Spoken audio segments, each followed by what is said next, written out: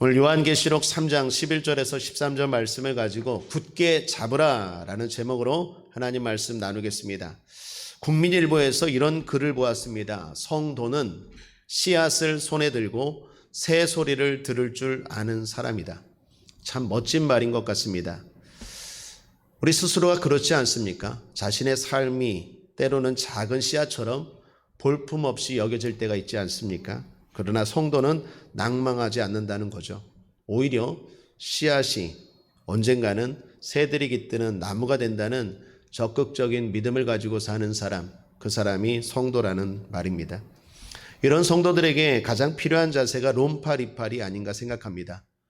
하나님을 사랑하는 자, 곧 그 뜻대로 부르심을 입은 자에게는 모든 것이 합력하여 선을 이룬다는 자세. 때로는 우리 생각에 좋지 않고 마음에 들지 않고 나쁘다고 생각하는 실패인 것처럼 보일 수 있는 일들도 결국에는 선을 이룬다는 믿음, 그것이죠. 과거 우리나라가 일제 식민 시절 때였습니다. 암울한 때 스포츠는 국민들에게, 우리 민족에게 큰 위로와 힘이 되었습니다. 그 중에 대표적인 스포츠가 축구였습니다. 축구는 큰 준비 없이도 즐길 수 있었기 때문입니다. 공 하나만 있으면 재밌게 놀 수 있는 운동이었기 때문입니다. 그런데 초창기 축구에는 골대가 없었다고 합니다. 그래서 어림잡아 골키퍼 머리 위로 키를 넘기면 골인으로 서로 인정해 주었다고 합니다. 그러다가 처음으로 골대가 생겼는데 그곳이 선교사님들이 세운 학교, 배제학당이었다고 합니다. 두 나무를 세우고 그 두 나무를 연결하는 크로스바를 붙여서 어설프게 골대를 만들었는데 그게 최초였다고 합니다. 그런데 거기에 흰색으로 페인트 칠을 했다고 합니다. 왜 그랬을까요? 우리가 존경하는 민족 지도자 이상재 선생이 이 흰 칠을 제안했다고 하는데 이유는 우리는 백이민족이다 라는 민족 정신을 함양하기 위해서였다고 합니다. 축구 하나, 공 하나를 차더라도 우리나라, 우리 민족을 생각하고 하나 되게 하려는 의도였다라는 거죠. 대단히 좋은 취지인데 문제는 당시 일본 경찰이 이를 알아챘다는 겁니다. 그래서 골대를 철거하려고 했습니다. 우리나라 사람들의 저항이 너무 심했습니다. 그 저항이 생각보다 너무 심하자 일본 경찰이 타협안을 하나 내놨는데 그게 검은 골대였습니다. 좋다, 골대 세워라. 그 대신 흰 칠은 하지 마라. 검은색으로 반드시 골대를 세워라. 왜 그랬을까요? 일본 사람들의 나쁜 저의가 있겠죠. 너희 민족은 더럽다. 백이민족은 무슨 백이민족? 너희의 민족은 검다. 뿐만 아니라 너희의 미래는 암울하다. 밝은 게 아니라 어둡다. 이런 메시지를 주고자 한 거겠죠. 그래서 결국 골대가 검은색 골대로 만들어졌다고 합니다. 그런데 이것이 희한한 결과를 가져왔습니다. 사람들이 왜 검은색 골대인가 그 의도와 취지를 알게 되었습니다. 그리고 나니까 그 골대만 보면 화가 나는 거예요. 의지가 불타오르는 거예요. 일본 니은 노에다가 미음 이러면서 꽁을 차니까 골대를 보면 막 지치다가도 힘이 생기는 거예요. 그래서 축구, 다른 운동 경기는 몰라도 축구만은 한동안 일본이 우리나라를 이길 수 없을 정도로 축구가 발전했다라고 합니다. 모멸하고 죽이고자 한 일본의 만행이 오히려 살아나고 우리 축구의 발전을 이루는 계기가 되었다는 거예요. 오늘 말씀처럼 합력하여 선을 이룬 거죠. 그런 생각으로 한 주간 묵상하던 중에 책 하나를 발견했습니다. 출간된 지 좀 된 책인데 제목이 인상 깊었습니다. 휠체어는 나의 날개. 여러분 전혀 어울리지 않는 두 단어 아닙니까? 휠체어가 어떻게 날개가 될 수 있겠습니까? 내용은 차인홍 교수님이라는 분의 간증 스토리였습니다. 살짝 보니까 이분이 소아마비로 2살 때부터 걷지 못하시고 휠체어 생활을 하신 분이었습니다. 집안 사정도 어려워서 9살 때는 재활원에 맡겨져 자랐다고 합니다. 그런데 그곳에서 하나님을 만납니다. 그리고 그때부터 인생이 바뀌어지게 되죠. 많은 투자와 시간이 필요한 게 음악 아닙니까? 그것도 바이올린을 그곳에서 접하게 되고 그 매력에 빠지게 돼요. 놀랍게도 그 일을 하게 되고 나중에는 가르치는 교수까지 되는 스토리입니다. 그분의 말씀을 들어보면 이런 말이에요. 가난했기 때문에 오히려 더 열심히 했고 몸이 불편했기 때문에 오히려 바이올린이 큰 위로와 힘이 되었다는 거예요. 그 이야기를 보면 항상 오히려예요. 오히려. 이건 단점인데, 이건 슬픈 일인데, 이건 안 좋은 일인데 이분에게는 이게 다 오히려예요. 롬파리처럼 합력하여 선이 된 거죠. 이분의 책 소개란에 첫 줄에 이렇게 나와 있습니다. 우리나라 장애인으로서는 최초로 미국의 음악대학 교수가 된 바이올리니스트 차인홍이 넘사벽 앞에 서 있는 이들에게 들려주는 희망의 메시지. 이분은 장애인으로서 우리나라 사람 최초로 미국 음대 교수가 된 분이에요. 넘사벽, 넘을 수 없는 벽, 그 앞에서 절망하는 사람들에게 이분이 희망의 메시지를 주고 있다라는 거예요. 그 근거가 뭡니까? 힘이 뭡니까? 저력이 뭡니까? 하나님이라는 거예요. 하나님. 그분은 책에서 이렇게 말합니다. 내 인생을 돌아보면 소아마비로 걸을 수 없었던 2살 때부터 나의 앞에, 뒤에, 그리고 좌우에 누군가 계셨다는 사실을 깨달았습니다. 이 복음성가가 생각나더라고요. 나의 등 뒤에서 나를 도우시는 주, 때때도 뒤돌아보면 여전히 계신 주. 그 복음성가 가사가 생각나더라고요. 나는 천재나 부자도 아니었으며 남다른 신체 조건을 가진 사람도 아니었습니다. 그런 내가 무언가를 조금이라도 이룬 것이 있다면 그건 내가 이룬 게 아니라 나의 앞뒤 좌우에 계신 하나님이 이루신 것입니다. 나를 빚으시고 나를 이 땅에 태어나게 하시고 나를 이끌어 여기까지 인도하신 내 인생의 마에스트로이신 하나님께 감사드립니다. 마지막 말이 참 멋있어요. 나의 인생의 마에스트로, 명지휘자이신 하나님께 감사드립니다. 우리 인생 가운데 하나님이 명지휘자 아니십니까? 그러니까 오히려 약점이 강점이 되고 상처가 영광이 되고 걸림돌이 디딤돌이 되고 아픔이 성공의 밑거름이 되는 거예요. 하나님이 없으면 다 나에게 안 좋은 일이에요. 난 이것 때문에 안 됐고 난 이것 때문에 못했고 늘 부정적인 건데 하나님이 거기에 개입하시니까 오히려 그 모든 것들이 나의 모든 축복의 밑거름이 되었다라는 것입니다. 그런 인생들 항상 희망이겠죠. 우리 인생이 바로 그러한 인생인 줄 믿습니다. 그런 의미에서 오늘 본문이 들어있는 요한계시록도 그렇습니다. 계시록은 요한이 반모섬에 유배되고 고립되었을 때 쓴 책입니다. 요한이 섬에 갇혔습니다. 그런데 오히려 그곳에서 놀라운 하나님의 은혜를 경험합니다. 앞으로 일어날 일에 대해 깨닫고 책으로 기록한 게 요한계시록입니다. 요한이 본 것은 미래에 일어난 일이었고 무엇보다 그 속에서 교회들의 모습에 대한 일이었습니다. 그리고 그런 교회들과 성도들에 대해 주님이 평가하신다는 것이에요. 대표적인 교회가 바로 7교회인데 에베소, 서머나, 버가모, 두아디라, 사데 빌라델비아 그리고 마지막으로 라오디게아 교회입니다. 이 교회들은 실제 있었던 교회들이자 오늘날 교회들을 대표하는 하나의 상징입니다. 7교회만 있었겠습니까? 7이라는 건 상징이죠. 여러분 요한계시록에 보면 상징들이 많습니다. 왜 그럴까요? 당시 요한이 살던 배경 때문에 그렇습니다. 당시는 기독교가 적대적인 세력, 로마 시대에 핍박을 받고 있었기 때문에 조금은 비밀스러워야 했어요. 그래서 상징이 많습니다. 또한 계시록이 상징이 많은 이유는 이 일들이 그 당시 때만을 말하는 게 아니라 모든 시대를, 특별히 앞으로 미래에 있을 시대를 통틀어서 전하는 진리의 말씀이기 때문에 상징이 더 어울리겠죠.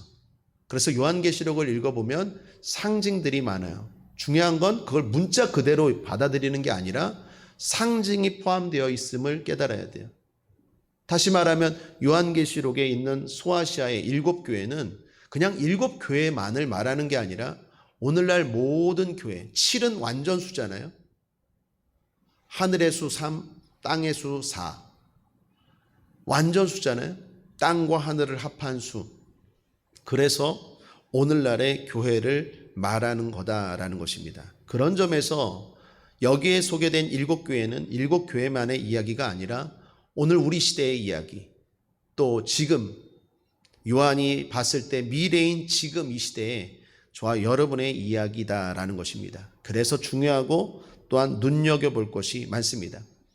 그런 의미에서 이 말씀 요한계시록의 7교회들에 대해서 하나하나 살펴보기도 하고 여러 시간에 여러분들과 은혜를 나누었지만 오늘은 유독 눈에 띄는 교회 빌라델비아 교회에 초점을 맞추어서 이 시대 우리가 살아가는 지혜와 은혜를 또한 도전과 힘을 얻는 시간 되길 바랍니다. 여러분 잘 알다시피 이 교회는 오직 주님께 칭찬만 받았다라는 것입니다. 다른 교회들은 칭찬과 책망, 또한 어떤 교회는 책망만 받았는데 이 빌라델비아 교회 칭찬만 오직 받았습니다. 물론 칭찬만 받은 교회 가운데 서머나 교회도 있습니다. 그러니까 서머나 교회하고 빌라델비아 교회 하면 주로 칭찬만 받은 교회, 사대교회, 라오디게아 교회 하면 하나님 앞에 아주 책망만 받은 교회, 그 중간에 에베소나 버가모나 두아디라는 칭찬도 있고 책망도 있고 이렇게 생각하면 되는데 이 서머나 교회와 빌라델비아 두 교회가 칭찬만 받았지만 빌라델비아 교회가 더 특별한 것은 서머나 교회는 권면도 있어요. 예를 들면 죽도록 충성하라 라고 권면했어요. 그런데 이 빌라델비아 교회는 그런 권면조차도 없어요. 무슨 말입니까? 완벽하다라는 거예요. 서머나 교회도 칭찬을 했지만 마지막에 주님이 야, 좀 더 죽도록 충성하라 라고 뭔가 이렇게 부추기고 북돋는 말씀이 있는데 요한계시록의 이 빌라델비아 교회는 그런 말조차도 없어요. 정말 하나님이 마음에 기뻐하신 교회와 성도들인 것 같아요. 무엇보다도 이 빌라델비아 교회는 4가지 놀라운 축복의 약속까지 받습니다. 제가 이걸 읽으면서 우리 교회가 우리 성도들이 꼭 받고 싶은 약속이고 축복이다라는 생각이 들었어요. 하나씩 살펴보고 여러분 축복하길 원합니다. 첫 번째는 열린 문의 축복입니다. 약속이. 8장 상반절을 보시면 이 빌라델비아 교회 성도들에게 이렇게 말씀합니다. 주님이 볼지어다 내가 내 앞에 열린 문을 두었으되 능히 닫을 사람이 없으리라. 할렐루야. 열린 문이 뭡니까? 우리가 이 땅을 살아가면 뭐가 많이 닫히죠. 사업의 문이 닫히고 건강의 문이 닫히고 취업의 문이 닫히죠. 그런 환경의 문이 열릴지어다. 첫 번째고 또 하나 천국의 문이 열릴지어다. 영육간의 축복의 문을 열어주시겠다라는 거예요. 이를 어떻게? 주님이 함께 하심으로 하겠다라는 거예요. 여러분 이 문이라는 것은 주님을 상징하기도 합니다.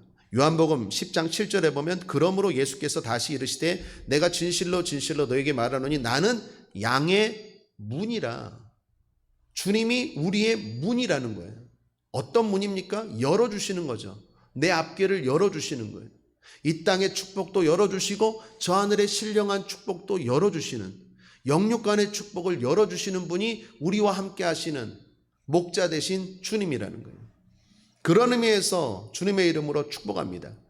예수 이름으로 여러분 앞길의 문들이 열릴지어다. 질병의 문이 열릴지어다. 물질의 문이 열릴지어다. 지혜의 문이 열릴지어다. 취업의 문이 열릴지어다. 건강의 문이 열릴지어다. 결혼의 문이 열릴지어다. 전도의 문이 열릴지어다. 가족 구원의 문이 열릴지어다. 열릴지어다. 두 번째, 이 교회에 약속한 건 승리입니다. 9절을 보십시오. 보라 사단의 회 곧 자칭 유대인이라 하나 그렇지 않고 거짓말하는 자들 중에서 며칠 내게 주어 저희로 와서 내 발 앞에 절하게 하고 내가 너를 사랑하는 줄을 알게 하리라. 하나님 뭐라고 말합니까? 너를 사랑하는 걸 알게 하겠대요. 어떻게? 승리를 통하여. 당시 빌라델비아 교회는 로마 사람들의 핍박을 받았고 뿐만 아니라 동족인 유대인들, 유대교의 조롱과 핍박도 받았어요.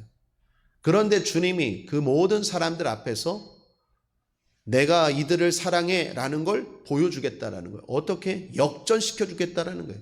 그들을 너희들 앞에 절하게 한다. 무릎 꿇어 주겠다라는 것입니다. 사랑하는 여러분, 이런 축복이 우리에게도 있기를 바랍니다. 예수 믿는 여러분을 핍박하고 조롱하던 분들, 그런 분들이 변화되기를 바랍니다. 직장 동료나 상사나 친구나 이웃이나 또는 가족들이 여러분들에게 네가 맞았다고, 네가 믿는 예수, 당신이 믿는 예수, 나도 믿고 싶다고, 하나님이 당신을 사랑한다는 것 내가 봤다고, 마치 보디발이 그 종이었던 요셉과 함께 하시는 하나님을 보고 부러워했던 것처럼, 느부갓네살 왕이 다니엘과 함께 하시는 하나님을 보고 부러워했던 것처럼 우리도 하나님의 그러한 축복과 은혜가 빌라델비아 교회 성도들처럼 있게 되길 바랍니다. 세 번째는 보호의 약속입니다. 10절 함께 한번 읽어볼까요? 시작. 내가 나의 인내의 말씀을 지켰은즉 내가 또한 너를 지키어 시험의 때를 면하게 하리니 이는 장차 온 세상에 임하여 땅에 거하는 자들을 시험할 때라. 요한계시록에 보면요, 갈수록 시험이 많아진대요. 시험이 뭡니까? 하나님으로부터 멀어지게 하는 게 다 시험이에요. 거기에는 환난도 있고 재난도 있고 재앙도 있고 유혹도 있고, 하여튼 시험이 뭡니까? 하나님으로부터 멀어지는 모든 것들이 다 시험이에요.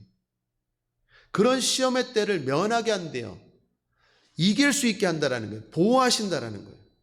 그러니까 걸리면 이기는 거고, 힘들면 면하게, 피하게 하는 거고. 사랑하는 여러분, 그런 점에서 또 축복합니다. 먼저 저와 여러분의 삶 가운데 재앙과 환난이 가까이 앉지 않기를 축복합니다. 시편 91편 7절에 천인이 내 곁에서 만인이 내 우편에서 엎드러지나 이 재앙이 내게 가까이 못하리로다. 재앙으로 말미암아, 환난으로 말미암아, 또는 반대로 유혹으로 말미암아 시험에 빠지지 않기를, 시험의 때를 이기고 나아가기를 주님의 이름으로 축복합니다. 마지막 네 번째는 정말 영광스러운 축복인데요, 상급의 축복입니다. 12절 이기는 자는 내 하나님 성전의 기둥이 되게 하리니 그가 결코 다시 나가지 아니하리라. 내가 하나님의 이름과 하나님의 성 곧 하늘에서 내 하나님으로부터 내려오는 새 예루살렘의 이름과 나의 새 이름을 그의 위에 기록하리라. 내 하나님 성전의 기둥이 되게 하시고 주님의 거룩한 이름을 그의 위에 기록한다. 이게 뭘 말합니까? 마지막 때에 주어질 영광스러운 상급을 의미해요. 이 축복은 정말 중요한 축복이요, 우리가 정말 양보할 수 없는 축복입니다. 이 축복은 꼭 사모하고 받아야 될 축복인 줄 믿습니다. 예수 이름으로 여러분 축복합니다. 하늘나라의 기둥이 되시길 바랍니다. 주님의 거룩한 이름이 여러분 위에 새겨지고 인정받고 존귀하게 여겨지는 저와 여러분 되기를 주님의 이름으로 간절히 축원드립니다. 자, 그러면 이 교회는 어떻게 이런 약속, 축복 누리게 되었을까요? 받게 되었을까요? 이 교회에 대한 주님의 칭찬을 볼 때 주목해야 하는 것이 두 가지인데, 하나는 적은 능력으로 칭찬받았다라는 거예요. 8절 하반절을 보십시오. 함께 읽죠. 시작. 내가 내 행위를 아노니 내가 적은 능력을 가지고도 내 말을 지키며 내 이름을 배반치 아니하였도다. 빌라델비아 교회가 주님의 칭찬과 축복을 받은 이유는 내 말을 지키며 내 이름을 배반치 않았다라고 말합니다. 주님의 말씀을 지켰습니다. 주님의 이름을 배반치 않았어요. 흔들리지 않았대요. 그것이 이유래요. 그런데 그것만이 이유라면 다른 교회들도 있어요. 예를 들면 에베소 교회 같은 경우에 주님이 이렇게 말합니다.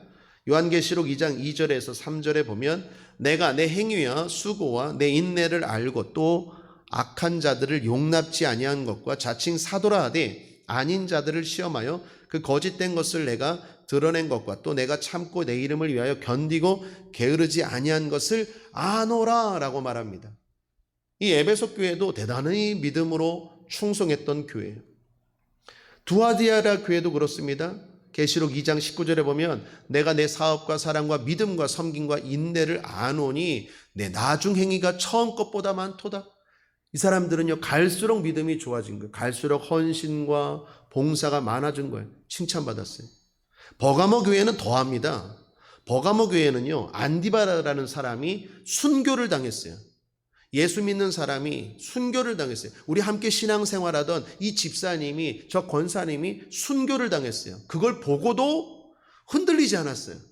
얼마나 대단한 믿음입니까? 요한계시록 2장 13절을 보십시오. 내가 내 이름을 굳게 잡아서 내 충성한 증인 안디바가 너희 가운데 곧 사단에 거하는 곳에서 죽임을 당할 때에도 나를 믿는 믿음을 저버리지 아니하였도다. 대단한 믿음이죠. 칭찬받았어요. 자, 보시면 주님이 빌라델비아 교회에게 믿음을 칭찬하십니다. 너희가 내 이름을 배반치 않고 내 말씀을 지켰대요. 근데 그것만 보면 다른 교회들도 다 했다라는 거예요. 에베소 교회도 했고 두아디라 교회도 했고 버가모 교회는 더 했어요. 같은 성도가 순교당하는 걸 보고도 믿음이 흔들리지 않았어요. 그런데 왜 유독 빌라델비아 교회는 그들 교회보다 더 칭찬을 받았을까요? 그 비밀이 뭘까요? 그 원인이 뭘까요? 뭐가 하나님의 마음을 그렇게 감동시키고 놀라운 축복을 허락하셨을까요? 그 답은 그 앞에 적은 능력을 가지고 돼요. 하나님은 똑같이 보지 않아요. 그 과정도 보세요. 결과만 보지 않으세요. 이 빌라델비아 교회는요, 적은 능력을 가지고도 그렇게 했다라는 거예요. 이 적은 능력이 헬라어로 미크란 뒤나민으로서 그냥 적다라는 의미보다는 거의 없다라는 뜻이에요. 이 교회는요, 거의 없어요. 힘도 없어요. 명예도 없어요. 아주 상황이 안 좋고 불리한 교회였어요. 제가 빌라델비아 교회에 대해서 좀 더 자세히 살펴봤어요. 이 교회가 도대체 왜 이렇게 없는 교회, 약한 교회가 되었을까? 원인이 세 가지인데, 첫 번째는 환경적인 원인입니다. 기록에 의하면 AD 17년에 이 빌라델비아 소아시아 전체에 큰 지진이 있었는데 이 빌라델비아 지역이 제일 많은 피해를 입었대요. 그래서 이 교회가 대단히 어려웠어요. 두 번째는 이 교회가 적은 능력이 된 이유는 당시 경제 체계 때문입니다. 당시 소아시아 지역의 모든 경제는 조합에 의해 운영되었는데 상인들이 조합을 구성했고 거기 가입하지 않으면 거의 생활이 안 될 정도였다고 합니다. 그만큼 조합의 힘이 막강했어요. 문제는 이 조합에 가입하면 의무적으로 이방신을 섬겨야 했어요. 신전에서 벌어지는 이방신들에게 제사하고 그런 행사에 참석해야 되는데 빌라델비아 교회 성도들은 그 일에 참여할 수 없죠. 믿음 때문에. 단 거기에 참여하지 않기 때문에 경제적인 손해를 봤다라는 거예요. 쉽게 말하면 왕따 당했다라는 거예요. 너희가 우리 조합 안에 들어오지 않아? 좋아. 그러면 배제. 그 조합이 모든 상인들의 경제를 운영하는데 거기에 가입되지 않으니 경제적인 손해를 감수할 수밖에 없었어요. 마지막 이 빌라델비아 교회가 여러 가지로 힘들고 어려웠던 것은 주변 사람들의 조롱과 유혹이었습니다. 당시 로마가 지배하던 시대였기 때문에 여러 종교들이 혼합되었어요. 특별히 황제 숭배가 많았습니다. 돈이죠. 권력이죠. 그런데 이 빌라델비아 성도들은 타협하지 않았어요. 마치 우리 일제시대 때 신앙이 지각이 있는 깨어있는 신앙인들은 신사참배 안 했잖아요. 그런 것처럼 이 빌라델비아 교회 성도들은 혼합주의가 안 되었어요. 그러다 보니까 주변에 많은 혼합된 신앙생활을 하는 사람들, 특별히 유대교 사람들이 조롱했어요. 뭐라고? 야, 니들은 뭐 그렇게 유별나냐? 뭐 그렇게 유별나게 신앙생활을 하냐? 그냥 문화야. 그냥 시대 흐름이야.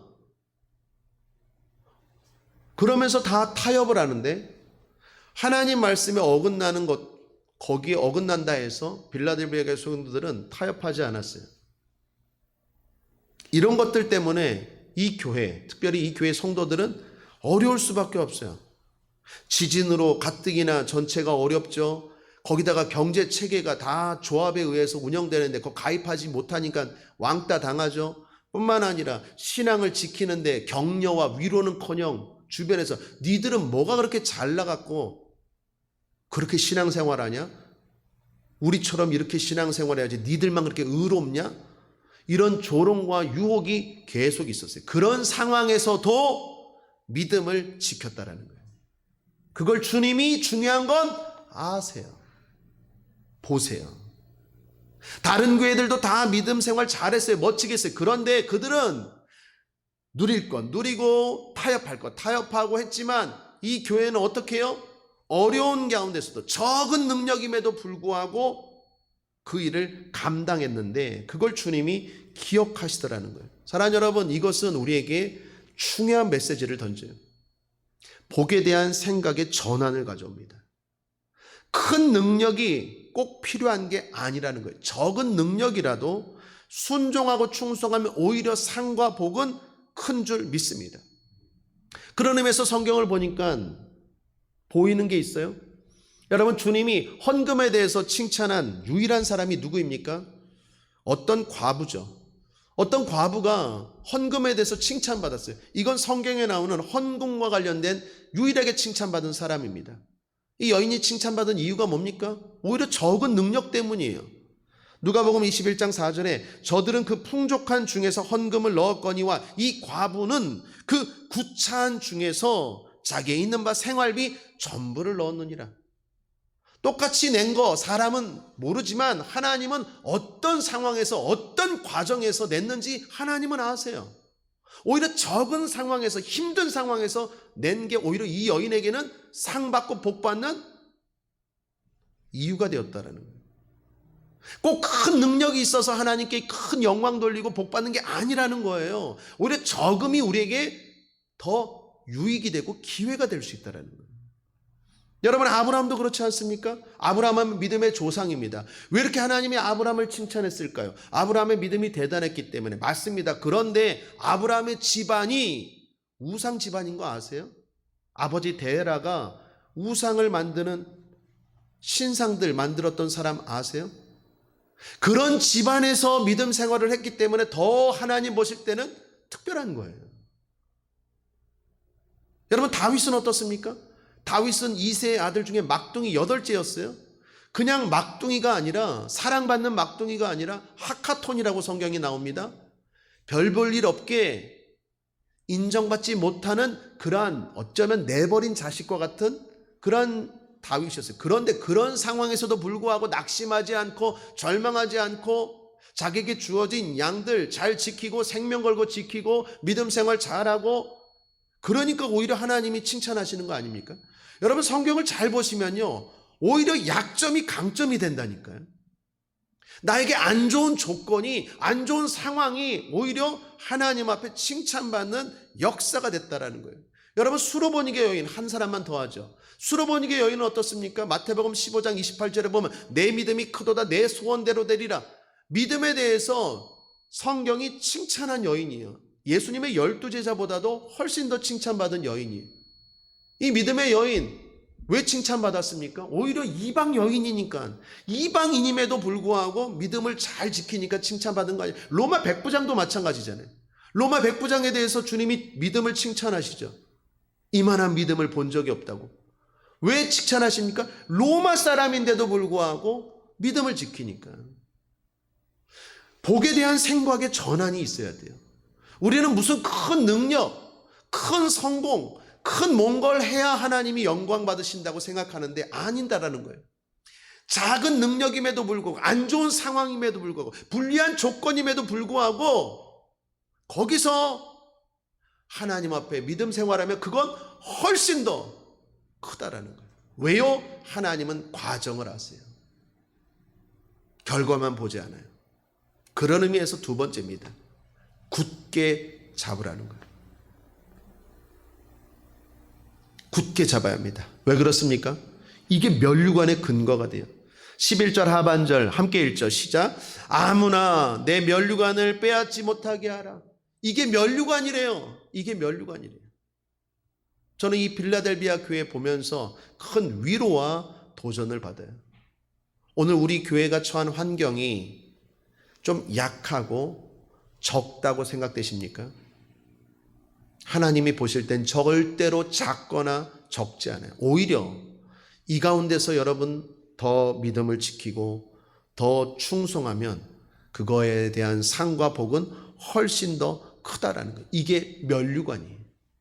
중요한 건 빼앗기지 못하게 하라고 말합니다. 자, 빼앗으려는 자가 있다라는 얘기죠. 누굴까요? 사단입니다. 사단. 이 표현이 동일하게 쓰여진 교회가 있는데 바로 두아디라 교회입니다. 2장 24, 25절에 보면 두아디라에 남아있어 이 교훈을 받지 아니고 소위 사단의 깊은 것을 알지 못하는 너에게 말하노니 다른 집으로 너에게 지을 것이 없노라. 다만 너에게 있는 것을 내가 올 때까지 굳게 잡으라. 여기도 굳게 잡으라고 했죠. 왜요? 사단이 빼앗으려고 해요. 굳게 잡아야 될 이유는 사단입니다. 사단이 우리의 것을 빼앗으려고 해요. 이 굳게 잡아에 해당하는 헬라어가 크라테이인데 현재 명령입니다. 다시 말하면 계속 지속적으로 굳게 잡으라는 거예요. 사랑하는 여러분, 굳게 잡으십시오. 저도 마찬가지입니다. 굳게 잡아야 돼요. 여러분도 마찬가지입니다. 굳게 잡으셔야 돼요. 제가 어제 어떤 분 만나서 무슨 얘기하다가 갑자기 옛날 얘기가 나왔어요. 제가 미국에서 훈련 받을 때 2004년도의 일입니다. 그때 지금 온누리교회 담임 목사님이 되신 이재훈 목사님과 함께 훈련을 받았어요.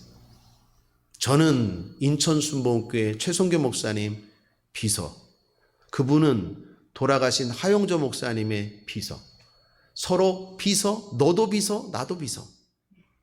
그러다 보니까 서로 공감대가 있어서 하와이에서, 그것도 미국에서 만났으니 가까이 하게 됐어요. 그래서 저희 딸, 그때가 100일이었는데 100일 때 설교는 미국 목사님이 하셨지만 100일 잔치를 거기서 조그맣게 벌었는데 기도를 그 목사님께 부탁해서 와서 해주고 친밀하게 교제도 많이 하고 수업도 같이 듣고 그리고 돌아왔어요.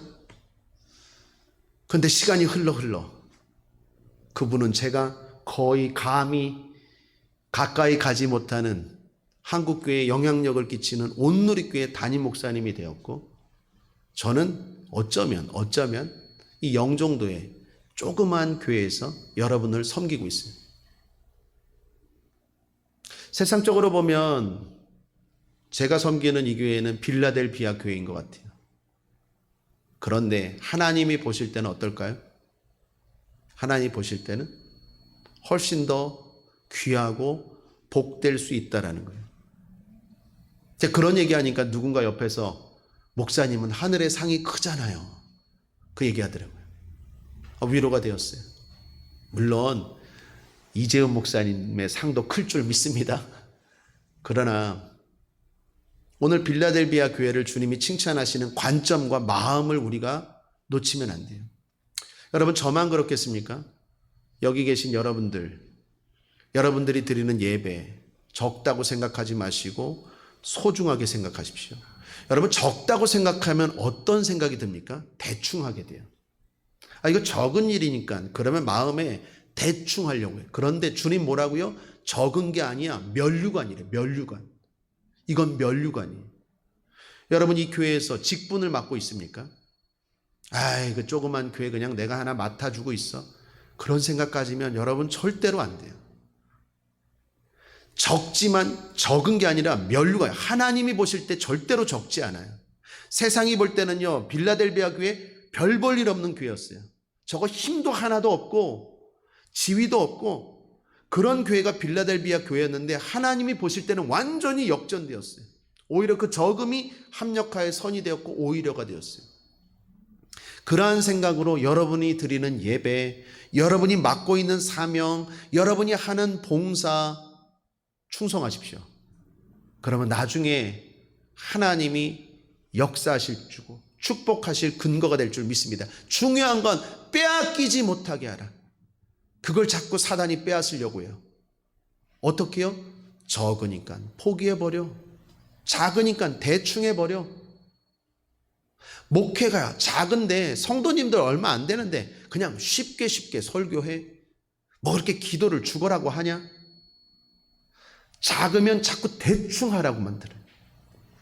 우리가 드리는 예배, 우리가 드리는 기도, 우리가 섬기는 봉사, 제가 여러분께 하는 이 모든 것들 면류관이. 지난주에 부산의 수영록교회 정필도 목사님이 소천하셨습니다. 부산 지역의 복음화에 큰 영향력을 끼친 목사님이죠. 그분의 기사를 읽고 은혜를 받았는데 그분의 마지막 유언이 이렇대요. 사랑하는 성도님들, 적당히 살지 말고 믿음으로 사십시오. 마지막 유언이었대요. 멋지지 않습니까? 사랑하는 국제하모니교회 성도님들, 적은 교회를 섬기시고 적은 직분을 감당하는 여러분들, 절대로 적지 않아요. 면류관이에요. 대충 살지 말고 믿음으로 삽시다.